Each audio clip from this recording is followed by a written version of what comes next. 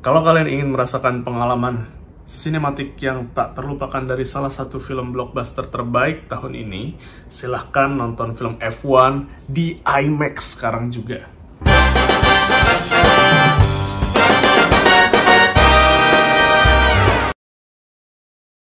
Oh, I'm sorry. Then same as you.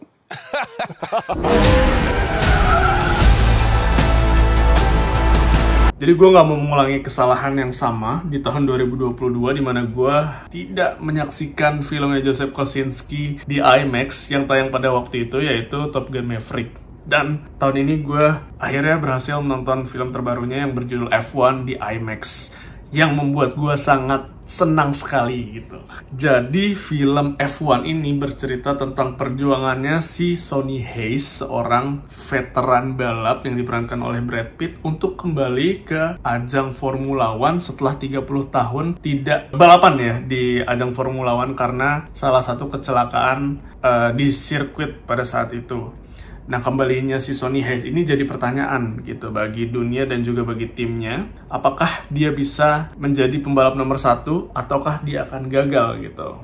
Nah, film ini diperankan oleh berbagai nama ya yang cukup terkenal seperti Brad Pitt, terus Javier Bardem, Damson Idris, dan berbagai nama-nama pembalap-pembalap F1 yang beneran ada di filmnya gitu. Yang ada di dunia nyata terus dia muncul di filmnya gitu. Dari segi teknis menurut gue film F1 ini keren banget ya, karena Joseph Kosinski itu nggak pernah main-main soal teknis gitu. Film F1 ini less CGI, banyak adegan aksinya, khususnya balapannya di lintasan balap gitu, dimana sinematografinya menggunakan teknologi kamera yang di-rigging di mobil F1-nya ini sendiri. Jadi penonton tuh dapat merasakan secara langsung rasanya balapan di lintasan F1 gitu. Wah, seru banget pokoknya. Terus selain itu ada juga editingnya yang pacingnya cukup cepat, ditambah banyaknya type of shot yang bikin kita tuh bisa ngelihat balapan ini dari segala sisi gitu. Yang sequence balapan ini jadi terasa sangat hidup gitu.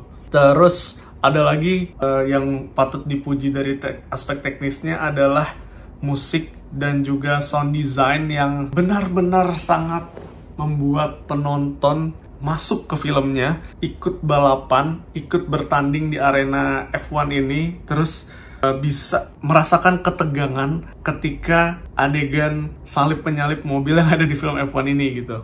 Nggak cuma masalah teknisnya ya yang harus dipuji menurut gue, acting chemistry khususnya dari Javier Bardem dan juga Brad Pitt ini gue suka ketimbang sama lawan main satunya, yaitu Damson Idris yang berperan sebagai Joshua Pierce. Oh ya, jadi di sini Sonny Hayes ini harus bekerja sama dan juga berkompetisi dengan pembalap yang lebih muda dari dia yang bernama Joshua Pierce yang diperankan oleh Damson Idris gitu, dimana yang harusnya ini jadi salah satu konflik yang di-highlight ya, cukup besar, tapi sayang sekali di cerita ini konflik antara si Sonny Hayes dan juga Joshua Pierce ini cuma numpang-numpang lewat tanpa ada klimaks yang berarti gitu. Yang mungkin ini jadi titik lemah dari film F1 yang bikin agak minus dikit gitu lah.